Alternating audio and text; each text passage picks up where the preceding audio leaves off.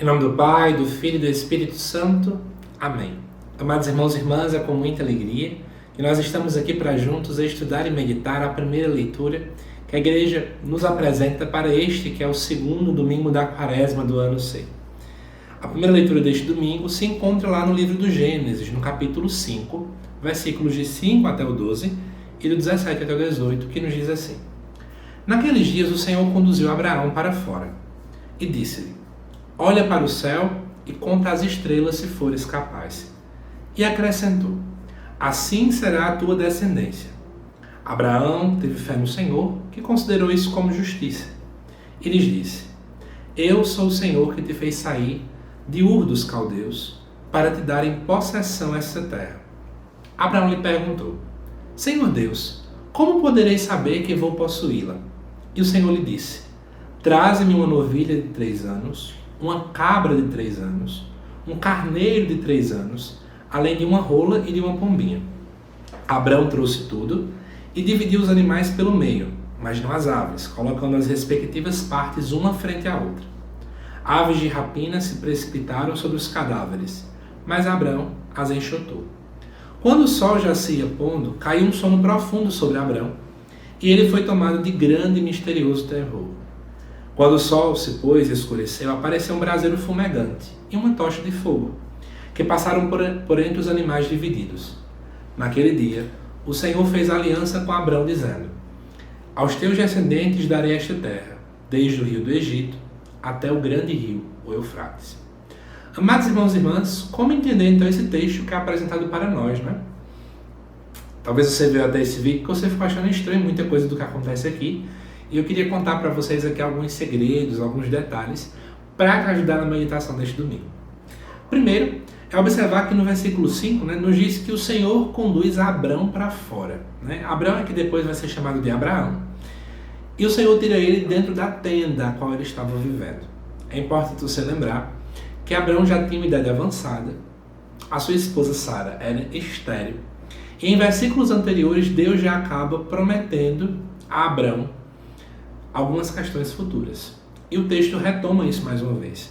A primeira coisa que nos chama a atenção é esse versículo 5, Deus mandando ele sair da tenda dele. Isso é como se fosse uma pequena simbologia para dizer o seguinte: olha, Abraão, tu precisa sair da tenda porque lá tem uma visão limitada. E olhar mais além, ampliar a tua visão. É isso que Deus está pedindo para ele.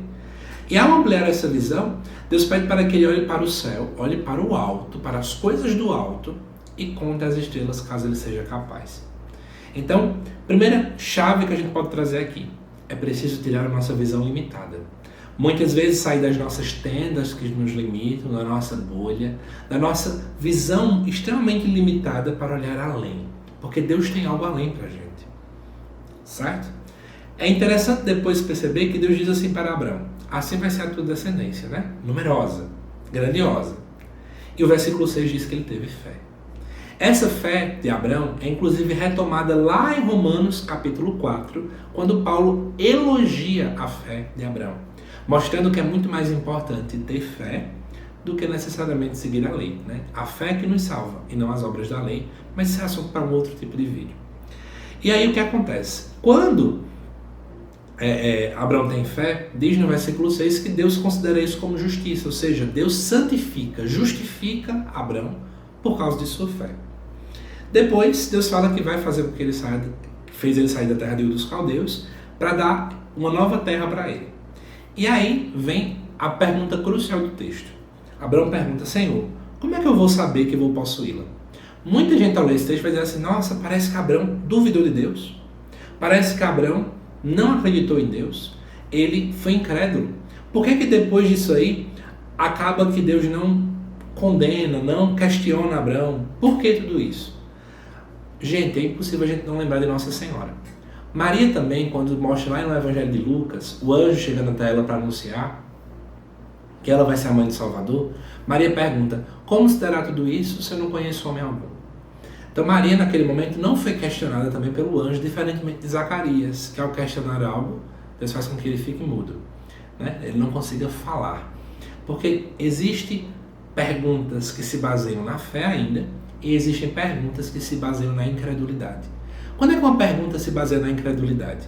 é quando a pessoa a qual foi prometido algo, ela desconfia se essa promessa vai de fato acontecer. Mas quando alguém tem fé na promessa, essa pessoa não duvida da promessa, mas pergunta tipo assim: ora, como é que isso vai se dar para que eu possa contribuir?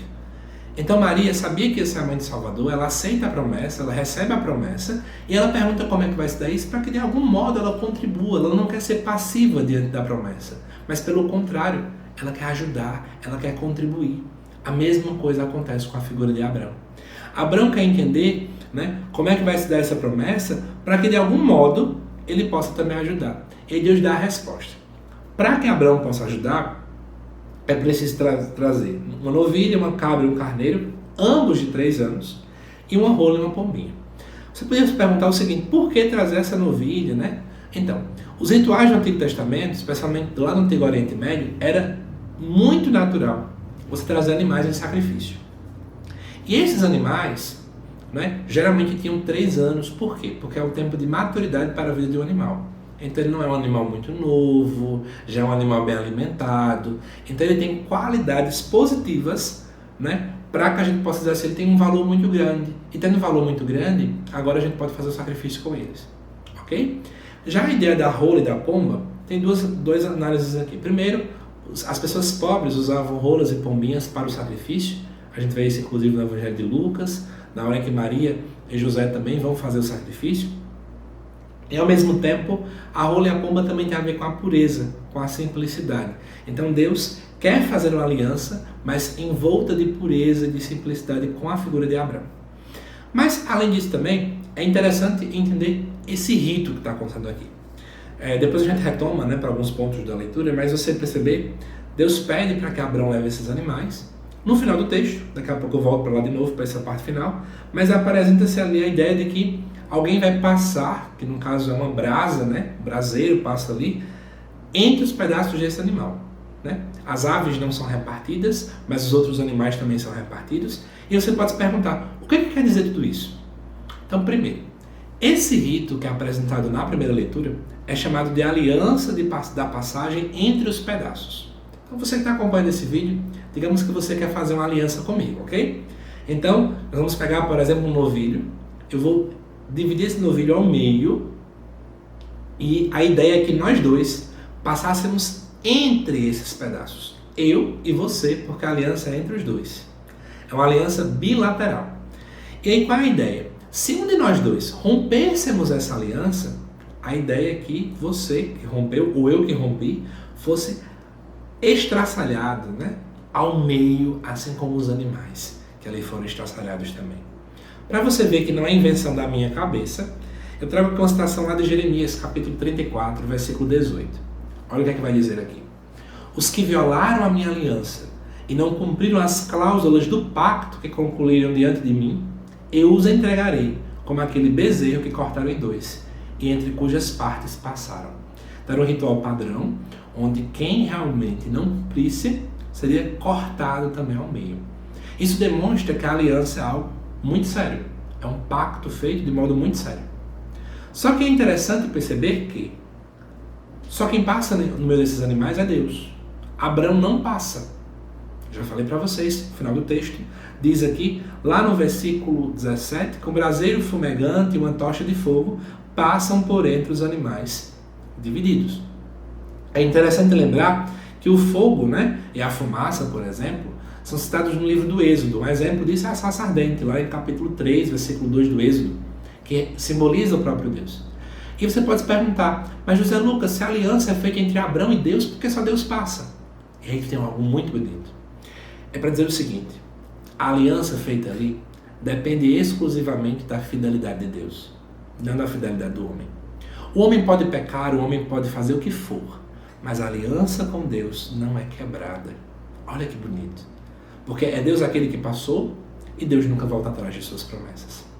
Então, talvez no futuro Abraão pudesse até errar em alguma coisa, mas a promessa de Deus iria perdurar para sempre. Espero que tenha ficado claro. Mas agora eu trago mais algumas curiosidades antes de a gente finalizar o vídeo, tá bom? Se ficar um pouco grande, não tem problema, o que importa é a gente entender os detalhes. Não sei se você percebeu, mas no versículo 10 diz que Abraão traz os animais, divide eles ao meio, mas não divide as aves. Por que Abrão não divide as aves? E aí, gente, eu fui pesquisar, eu fui estudar um pouco sobre isso para trazer as ideias para vocês.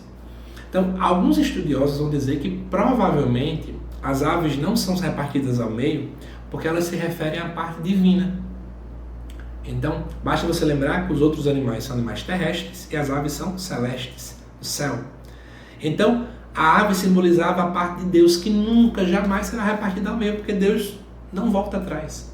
Então, provavelmente seria esse o motivo pelo qual Abrão não reparte.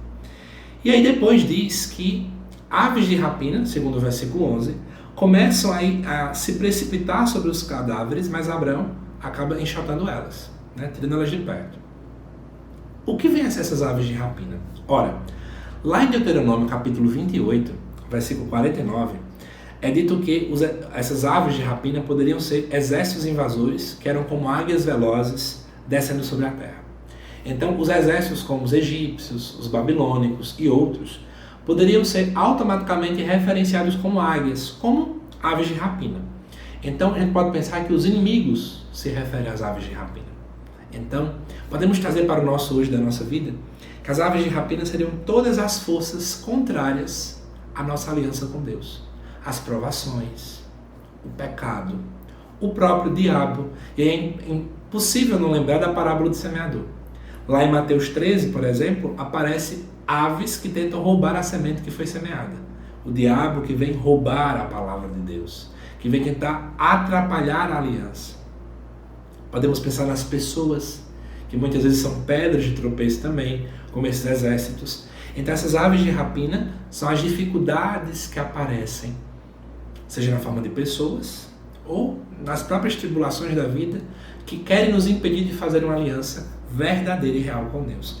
Mas o que é que Abrão faz? Abrão fica, tentando tirar aquilo ali de perto, enxotar aquelas aves.